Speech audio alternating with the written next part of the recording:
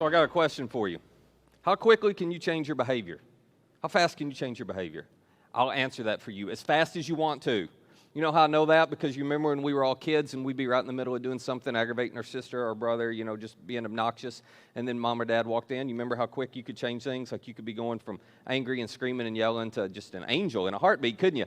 And that doesn't change as we get to be adults. The same thing's true, and you know how I know that? Because one of the worst parts, and I can't really think of any other worst parts, but maybe the worst part of my job being a pastor, and I love what I do, but the worst part of being a pastor is that I walk in a room and so many people change their behavior the minute I walk in the room. I'm just like, be yourself, I know what's behind your back. You don't have to, it's just I walk in and some people just can't be themselves around me. So again, I know this, like we can do this, right? And we learned this when we were kids. We learned this growing up. You got to modify your behavior, and that was at home, and there were certain things you had to do and not do. And so even though we just modified it and made sure we didn't get in trouble with mom and dad, you get to school, you learn in school, you're taught in school, modify your behavior. If you're going to stay in school, you got to modify it. You get on sports teams, you got to modify your behavior to stay on the sports teams. You get in college and, fraternities or sororities, you got to modify your behavior. You get in the workplace, you got to modify your behavior, don't you? Like there's some things that run through your mind that you really want to say and you don't say because you want to keep a job. So you just modify your behavior. All of us do this. This is just part of it for us. But isn't it interesting that every now and then, in spite of the fact that we're so good at monitoring and modifying our behavior, every now and then something just leaks out. Every now and then we say something, we do something, the minute we say or do it, we think, oh no, that's going to be trouble.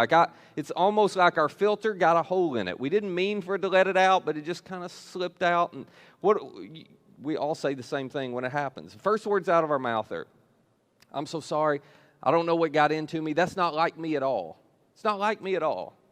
To which I go, I don't know, maybe it is like you. Maybe it is like me. Maybe the stuff that comes out in those moments is our honest, true self. Maybe that's more like us than any of us want to admit. Anyway, we are in this guardrail series, wrapping it up today. So if you're just joining us, I'll catch you up real quickly. But this has been a really interesting conversation. You know what a guardrail is. A guardrail is a system designed to keep vehicles from straying into dangerous or off-limits areas. Okay, so we all know what those are on the roadside, and we know the value of them. Guardrails direct and protect, don't they? Guardrails are put in a safety zone far enough away from danger. They're never on the edge of disaster. They're in a safety zone far enough away that if you hit them, it causes some minimal damage, but you don't end up off a cliff. You don't end up into a wall. You don't end up into oncoming traffic. Well, the whole premise of this series is we don't just need guardrails on the road. We need some guardrails in life. We need some financial guardrails, some relational guardrails. Some of us need professional guardrails for our career. Some of us need moral guardrails. We need all kinds of different guardrails, marital guardrails, dating guardrails, to keep us from the danger zone, to keep us from being on the edge and the ledge of disaster. When I talk about that kind of guardrail, here's how we've defined it. A personal guardrail is just a personal standard of behavior that becomes a matter of conscience. It's personal, which means your guardrails won't look just like mine because everybody needs different guardrails. This isn't about right or wrong, sin or not sin. This is about, in light of my past experiences, in light of my present circumstances, in light of my future hopes and dreams, okay, what's the wise thing for me to do? If this is where I want to end up, and this is where I've been tempted in the past, and this is where I've gotten off track before, okay, then how far away from danger do I need to put some guardrails? How far away from danger do I need to draw a line and say, okay, I'm never going to do this, not because it's wrong, but because if I don't do this, then I'll never do that, and I'll never end up off the cliff. So I'm going to back that away, and I'm going to say I'll never do this, and then when I hit that guardrail, it'll light up my conscience. I'll feel like I did something wrong, even if I didn't. It'll get my attention, and I can course correct. That's what we've been talking about. Today, I want to end with what I would argue is the most important guardrail you can have out of all of them, out of everything we've talked about. If you didn't do anything else, I think you should put the guardrails we're going to talk about today in place, because if you get this right, you will end up putting other guardrails in place. If you get this right, you probably won't end up in trouble in other areas. We're going to talk about what it looks like to have emotional guardrails for your heart. For your heart. Now, why is it so important? Why do I think those are the most important guardrails? Well, because of what King Solomon said. You familiar with Solomon, a king of Israel, considered one of the wisest men who ever lived? And he wrote this. He said, above all else, now Solomon wrote a lot of wisdom. So he says, you take all the wisdom I've ever written, all the advice I've ever given, you list it all. This, what I'm about to tell you, I think you should put at the very top of the list. Above all else, guard your heart. For everything you do flows from it. What if that is true? What if all you do is driven by what's going on inside of you? What if every word you speak and every action you take, what if every behavior you engage in actually starts from within? If that's true, and Solomon believed it was, if that's true, then you would pay really careful attention to what's going on in your heart. That'd be the most important thing you could do. Now, how do you pay attention to what's rattling around in your heart? You can't see it. You can't look in the mirror and find it and point it out. So how do you pay attention to what's rattling around in your heart? Well, 1,000 years after Jesus wrote this, after Solomon wrote this, Jesus is with his disciples one day, and there's a large crowd of people, and he's teaching them, and the religious leaders from Jerusalem show up, and they were always trying to trap Jesus or trick Jesus into doing something that would discredit him in front of the crowd because he had such popularity at this point in his life, and because of that, they were threatened by his popularity. They were afraid they would lose their power, so there was this struggle and this internal jealousy going on with them. So they would always show up and ask him questions, trying to get him to say something that the crowd wouldn't like. And on this occasion, they show up and they're watching him teach the crowd, and they're paying careful attention, trying to catch him doing something wrong. And what they do is they actually catch his closest followers, his disciples, Peter, Andrew, James, John, Matthew, those guys. They catch them doing something wrong, and so they decide to point it out. And their big beef, the big issue that they have, is the fact that they saw Jesus' disciples not wash their hands before they ate. Now, that sounds like a conversation you'd have with your preschooler, right? It's like you don't have those with grown adults. You don't, sit there and go, oh, wait a minute, we just sat down at Los and you didn't wash your hands first. Like, we don't do that. But this was a huge deal to them, and the reason it was a huge deal, it had nothing to do with, sanitary routine. They had actually taken washing your hands before you eat, and they had made it a sacred ritual, So, they taught, now think about this, they taught if you didn't wash your hands before you ate, that you were ceremonially unclean, which for them meant that you were unworthy to be in God's presence, that God was displeased with you and you would not have a right relationship or a right standing with God, all over washing your hands. So they see his disciples do this, or not do this, and they point it out, and they start making a big deal about it. And so Jesus turns around, and he, in front of everybody, basically dismantles their whole argument, and, they have no leg to stand on, and they walk away embarrassed by everything, and he's done it again. They weren't able to trap him. And then Jesus turns to the crowd, and here's what he says to them. Jesus called the crowd to him, and he said, listen and understand. You heard, I know what you've been taught, but I want you to pay attention to this. What goes into someone's mouth does not defile them, but what comes out of their mouth, that is what defiles them. To which we all go, of course, that's common sense. No news here. But this was groundbreaking for these Jewish people listening to Jesus speak, because they had a tradition of thousands of years of being taught. No. What you eat matters. There's certain foods you can eat as a Jew, and there's certain foods you can't eat. There are clean foods and unclean foods. And you eat one of those unclean foods, you just touch one of those unclean foods, you can't go in the temple. This is the way it worked for them. You touch one, you can't go in the temple for a period of days until you become ceremonially clean again. You eat certain foods, and you are out of God's good graces. You're out of his favor all over. Something to eat. And in a moment, Jesus just takes thousands of years of tradition, and he shatters it. He says, no, it has nothing to do with what you eat. It's not what goes into your mouth that defiles you, or that, separates you from God, or, breaks your relationship with God. No, that's not it. It's not what goes in your mouth. It's what comes out of your mouth that matters. And the crowd walks away shaking their heads and kind of scratching their heads going, I don't even know about that. I don't know what to do with that. Meanwhile, Peter and Andrew and James and John and all these, his closest disciples, they're looking at each other going, did he just say what I thought he said? Like, you can't teach that. None of us believe that. We've got a system here. It's Judaism, and it believes, and we've been taught. And so they pull Jesus aside, and you can read this for yourself. They pull Jesus aside, and they say, Jesus, we're not sure what you meant by that, but we're pretty sure you didn't mean what it sounded like. Like, it sounded like you just took our traditions of thousands of years and just said, nope, they don't apply anymore. Surely that's not what you meant, but we don't know what you meant. And so Peter, he always seems to be the one to speak up. Peter says, hey, these guys are having a hard time. Not me, Jesus, like I get what you were saying. He didn't. But, these guys, they have no clue what you were talking about. So could you just go over that all again for everybody? And Jesus decides to have a little fun with them.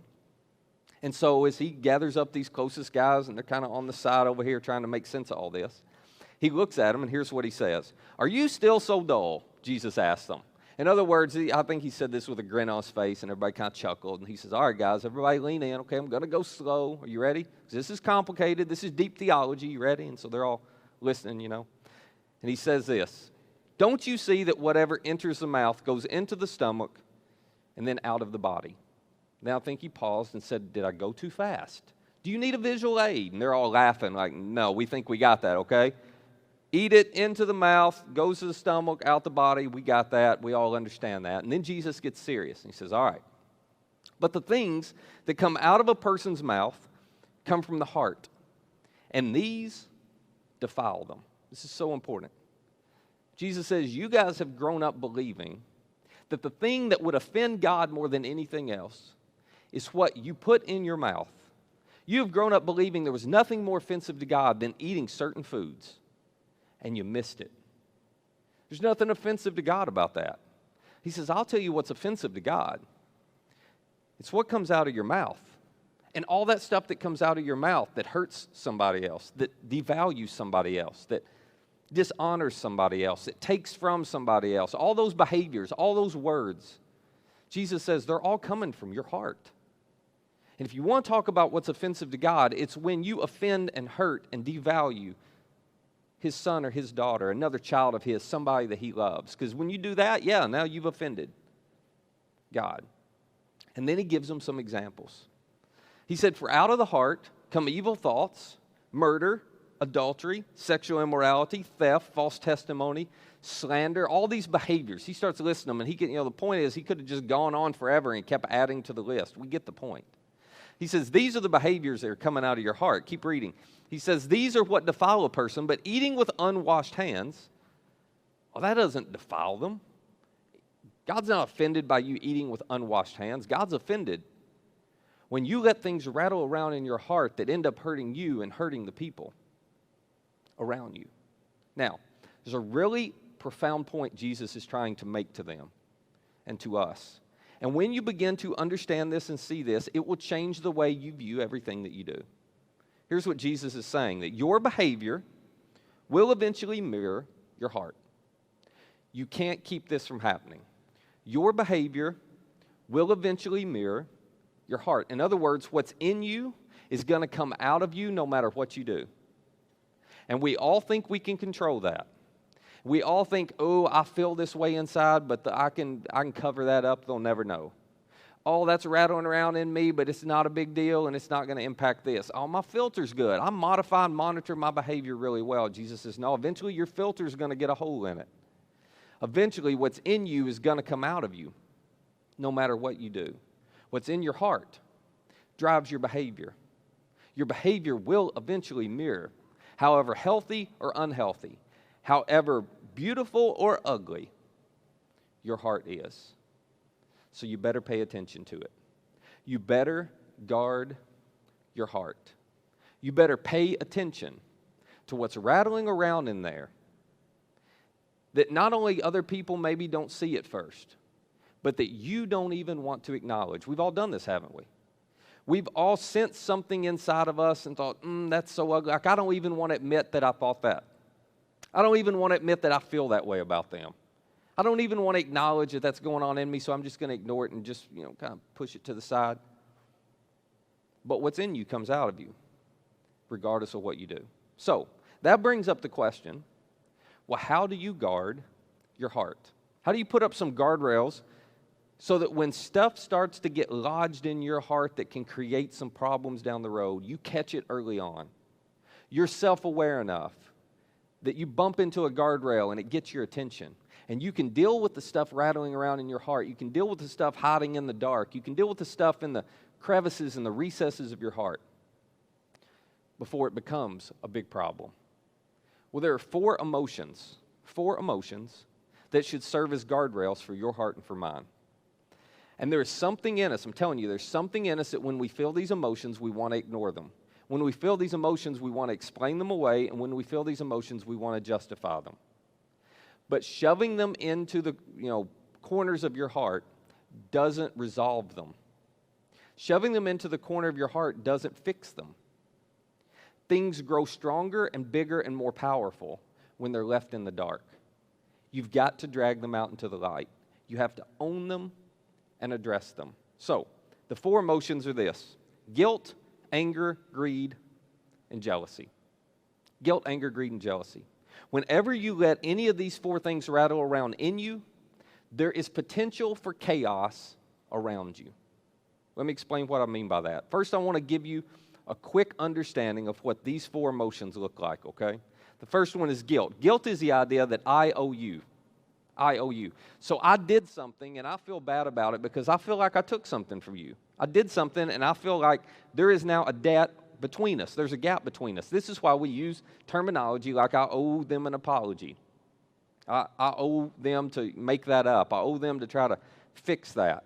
Because whenever we feel guilty, we feel like, oh my goodness, there's an imbalance in this relationship. There's an imbalance in my relationship with that person. There's an imbalance in my relationship with God now. Like I owe them. I got to figure out how to make that up. That's what guilt does. Now, I'll tell you how you can tell if somebody struggles with guilt.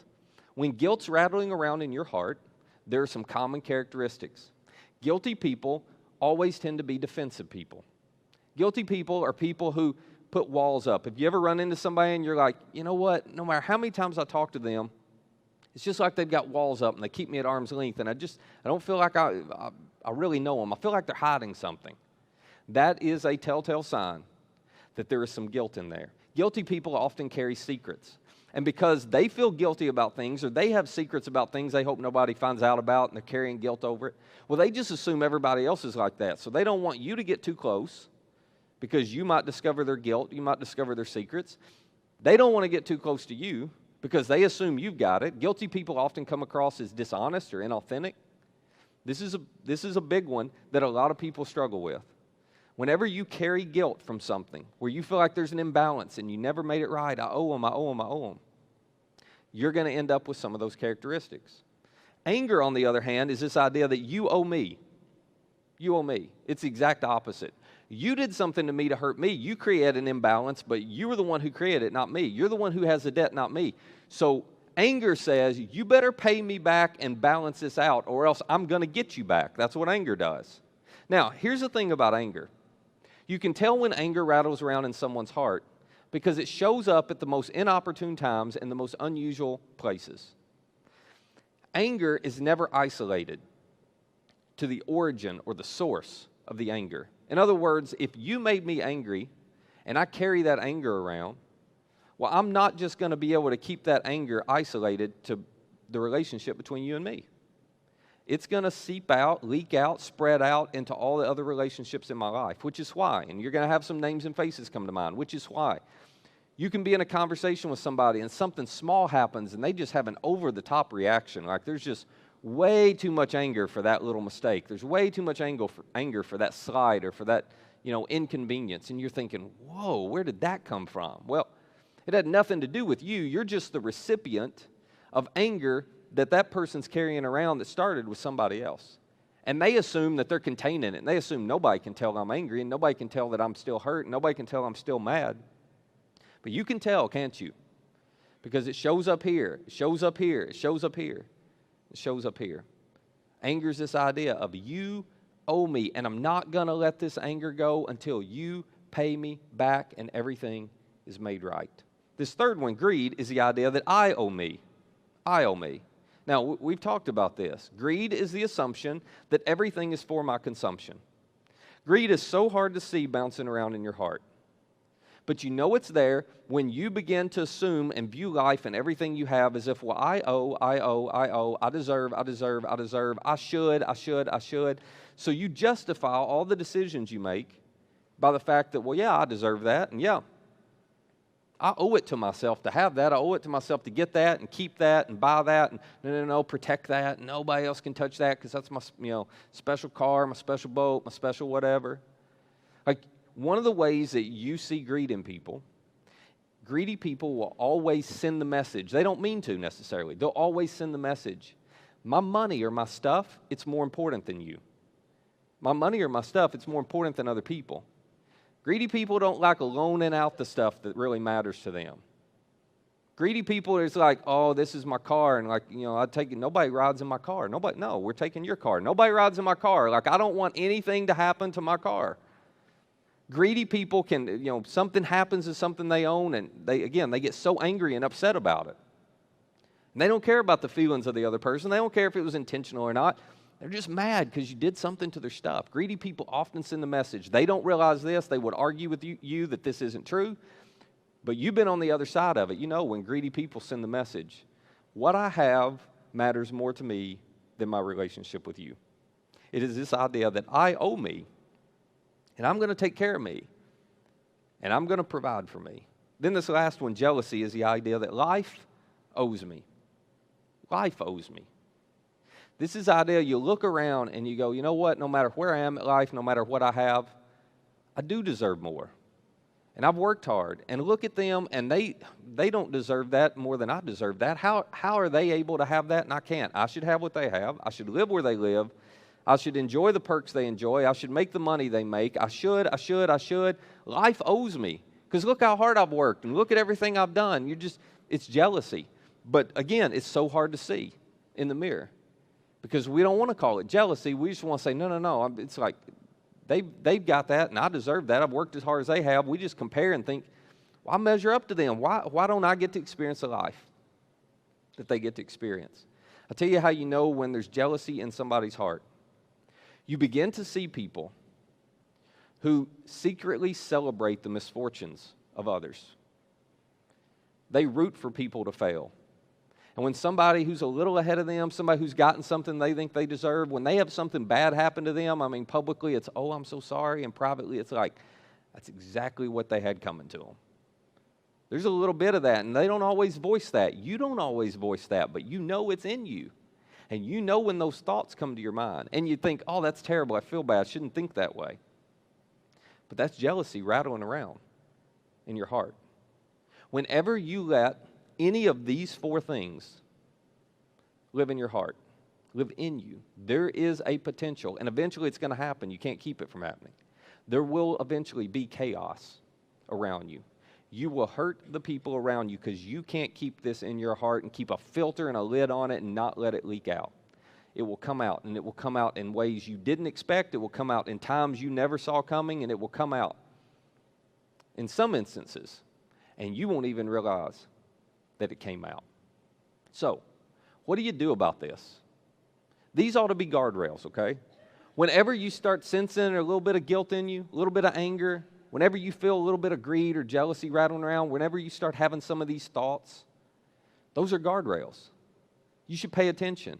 I don't know if we can keep these things completely out of our heart, but I do know this. The faster you're willing to address them, the less power they have, and the less chaos they create. The faster is when you hit one of these guardrails, the faster you're willing to stop and go, whoa, I got to deal with that. The less power they're going to have over you. Because you drag that out into the light. And these emotions start to lose their power in the light. And then the less chaos they'll create around you. So here's what I want to do. Whenever you hit one of these guardrails, I want to give you 4 habits, one for each of these guardrails that you can practice to help you rid your heart of this kind of stuff. When it comes to guilt, here's what you do. You confess. You confess. Whenever you bump into this guardrail and you start feeling guilty and, oh, I owe them and I owe them and I owe them, the only way to get rid of guilt is confession. But you don't confess to God. That is not what I'm talking about. Newsflash, He already knows what you did, okay? You don't have to tell Him about it. When I say confess, I mean you need to go to the person that you hurt, to the person you devalue, to the person you feel like you owe. And you need to confess. You need to come clean. You need to say, I did this. I'm owning my part in this. I did this, and I'm owning maybe it wasn't 100% my fault, but here's my part. I'm not going to talk to you about the rest of it. I'm going to own 70% of it. The 30%, that's up to you. We won't even talk about it. I'm just here to talk about my 70%. I want to own it. I want to acknowledge it. And I want to ask you to forgive me, and I want to try to make it right. Here's the power of confession. When you confess, it clears the guilt out of your heart. You say, yeah, but what if they don't forgive me? Doesn't matter. That is their decision. That's on them. It's not on you. When you confess, it clears the guilt out of your heart. You know the hardest thing about confessing, other than, well, the hardest thing is swallowing our pride. The hardest thing is going, oh, that's going to be so painful. Oh, I don't know if I want to. Some of you are sitting and you're thinking about something that happened years ago. But you have carried that guilt season to season to season to season in your life because you've never actually gone back and addressed it. And you keep telling yourself it was so long ago and it probably didn't matter to them and it's okay. But it's not about them. It's about you. And the fact you're still carrying this. For some of you, it's something that was very recent. But it's so hard to go back, isn't it? Because you have to swallow your pride. It's so hard to go back because it's painful. But here's what I know. The consequences of concealment are always far greater than the consequences of confession. It will hurt you more in the long run not to confess than to go ahead and own what you did. Because it's the only way to rid your heart of guilt. You have to confess. Okay, what about anger? Here's your habit. Not surprising. You got to forgive. You got to forgive. Now, this is very different than trust, so let me take just a second and separate these two, okay? To forgive someone does not mean you have to trust them again. Trust takes time. Trust is something that the other person has to earn or earn back. Trust is rebuilt over time. There are some people that quite honestly and quite possibly you should maybe never trust again. But that has nothing to do with your ability to forgive them. Forgiveness is a choice you make to cancel the debt. Forgiveness is when you say, you don't owe me anymore. The reason I'm angry is because you took this from me. When you did that, it created this. When you did that, it cost me this. When you did that, it hurt me in this way. But I am canceling the debt. There's not an imbalance anymore. I'm taking care of it. You don't owe me. I'm not going to expect you to pay me back. I'm not going to expect you to make this up. The books are clear. And we're on even terms again. To which we all go, I am not doing that because there is no way I'm letting them off the hook for what they did. No. You're not letting them off the hook. You are letting yourself off the hook. You're letting yourself off the hook so that that anger that happened, that was created in that dating relationship, in that first marriage, in that work situation, you're letting them off the hook so you don't take that anger from over here and carry it with you to the next relationship, to the next marriage, to the next job. You don't want to carry that with you the rest of your life. Well, the only way you get rid of that is you cancel the debt. You forgive. Greed. I bet you know what you do with greed. You give. It's the only way to get greed out of your heart. You cannot pray greed out of your heart. You cannot sing greed out of your heart. You cannot read greed out of your heart. The only way to get rid of greed is to give. Generosity is the only thing that breaks the grip of greed in the human heart. So whenever you see greed, whenever you sense this, I owe me and it's all for me and I'm assuming that's all for my consumption, that is a telltale sign. I better give. And I better give consistently and I better give big, whatever big looks like for you. But I better give and I better make it a habit to give generously because I got to get this out of my heart. If not, it's going to end up wrecking my relationships. And it'll end up wrecking your life. So you figure out how to give. For some of you, you know what you need to do? That thing that is the thing you value more than anything else, that collection, that item, that thing, that house, I don't know what it is. That thing that you're like, oh my gosh, like nobody better touch that or mess with that. That thing that you value and you treat like a kid, you need to sell it.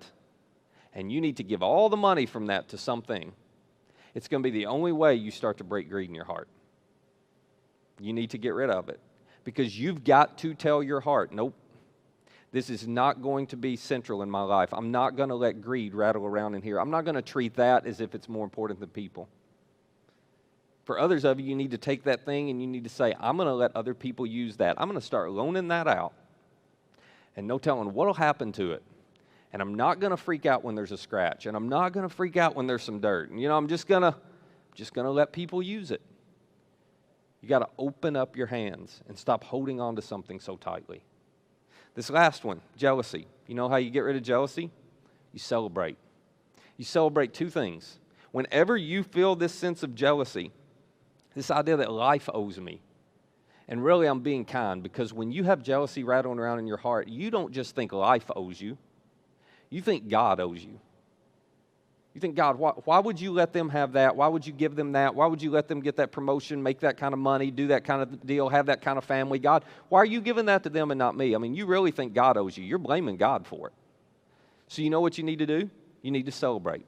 You need to celebrate what you have, and you need to celebrate what they have.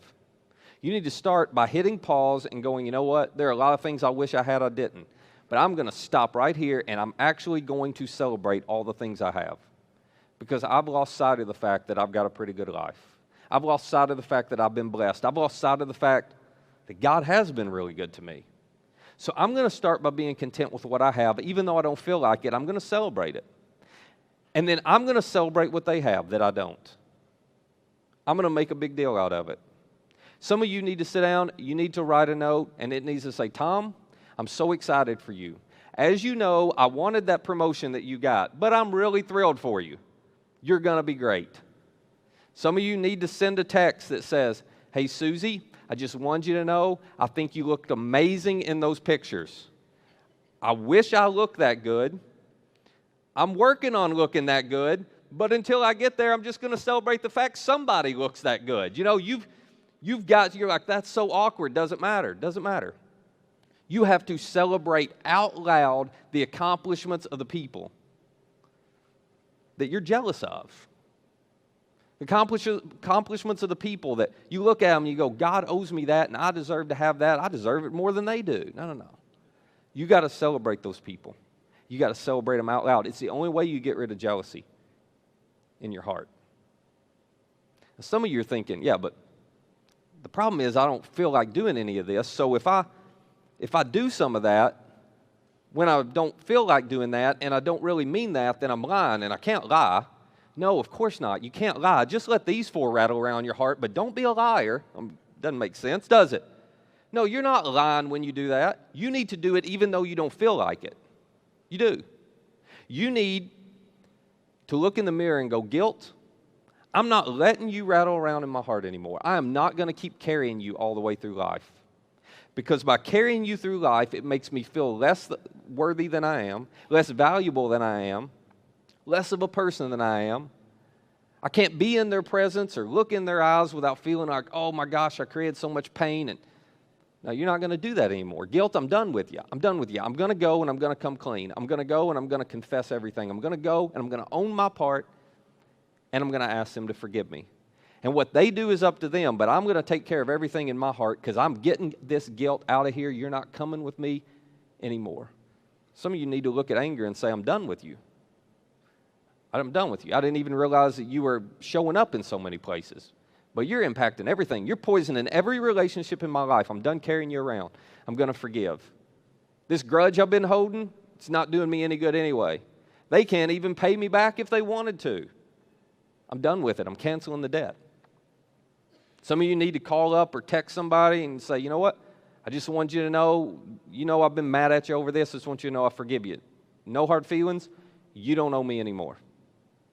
You need to do that. Again, not for their sake. Goodness, you need to do it for your own sake.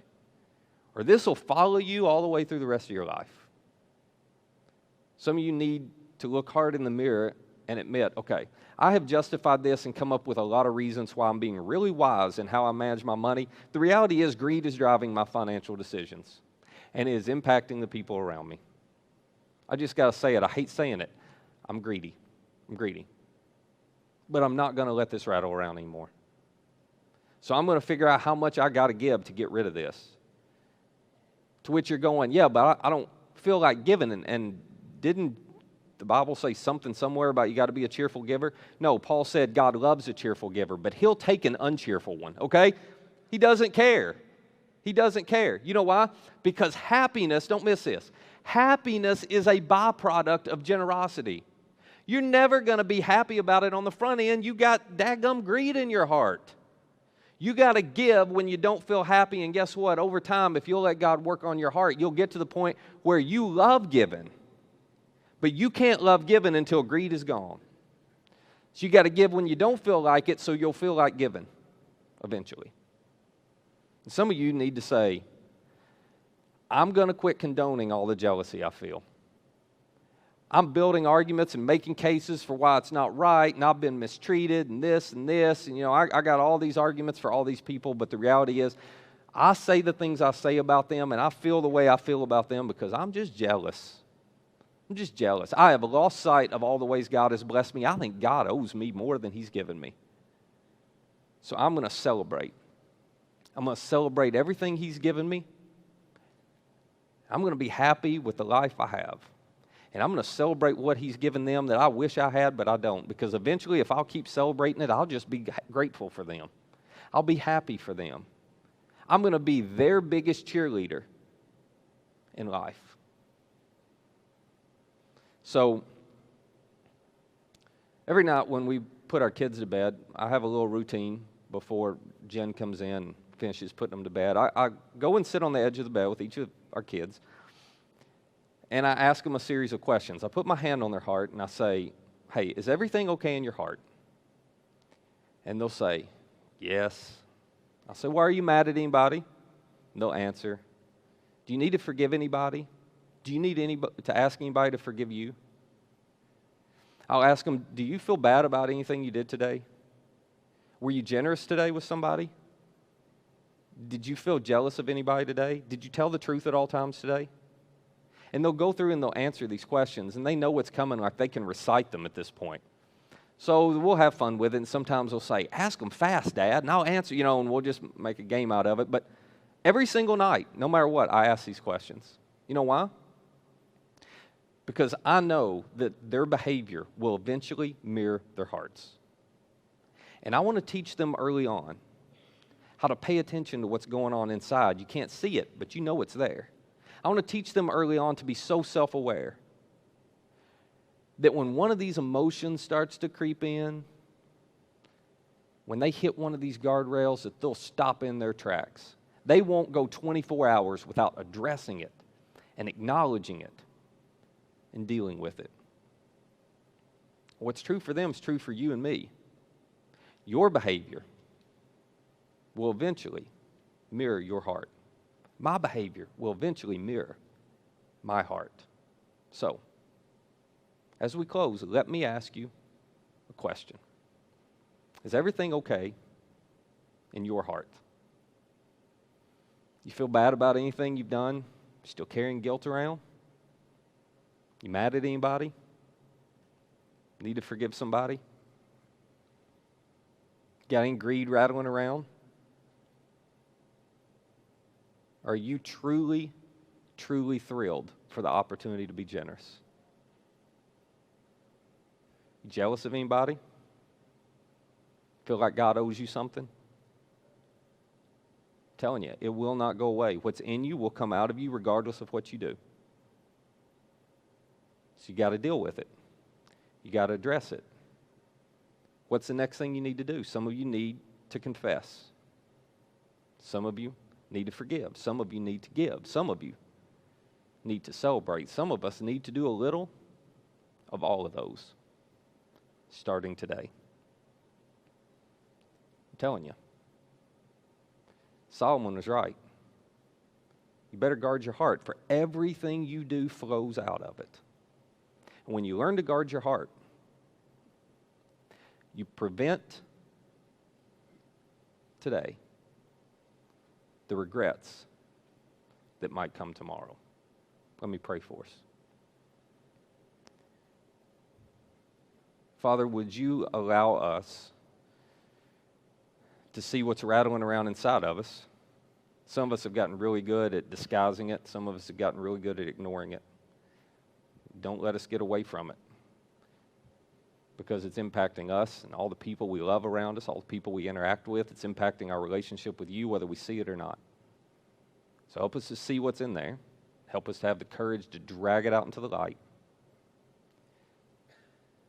And then to do the hard, hard thing, to confess, forgive, give, or celebrate. And cooperate with you and just keep doing it over and over and over again until you rid our hearts of these emotions. It's in Jesus' name we pray. Amen.